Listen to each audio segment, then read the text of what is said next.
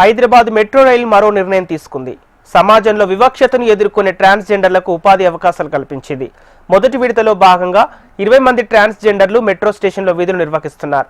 దీనివల్ల వారికి ఉపాధి అవకాశం, మహిళలకు భద్రత పెరగనుంది.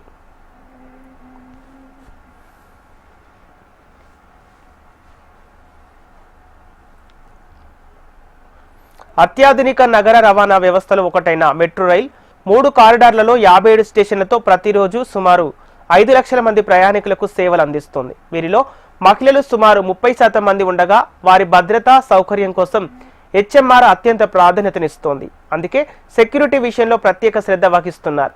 అందులో భాగంగానే వివక్షతకు గురవుతున్న ట్రాన్స్జెండర్లకు హైదరాబాద్ మెట్రో ట్రైన్ సెక్యూరిటీ విభాగంలో ప్రత్యేక స్థానం కల్పించారు. హైదరాబాద్ మెట్రో రైలు 20 మంది ట్రాన్స్జెండర్లను భద్రతా విభాగంలో నియమించింది. వీరికి ప్రత్యేక శిక్షణను ఇచ్చారు. ప్రత్యేక శిక్షణ పూర్తి చేసిన ఈ సిబ్బంది ఈ నెల 1వ తేదీ నుంచి ఎంపిక చేసిన మెట్రో స్టేషన్లలో విధులు ప్రారంభించారు.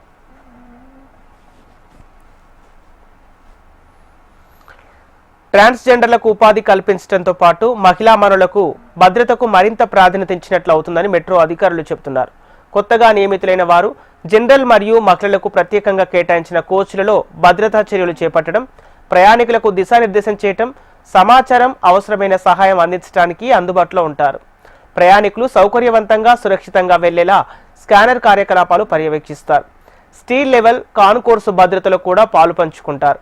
అమీర్పేట్, ప్యారడైజ్, ఎస్ఆర్ నగర్ లాంటి ప్రధాన స్టేషన్లలో వీళ్ళు విధులు నిర్వహిస్తున్నారు. రాబోయే రోజుల్లో వీరి సంఖ్యను మరింత పెంచే అవకాశం ఉన్నట్లు అధికారులు చెబుతున్నారు.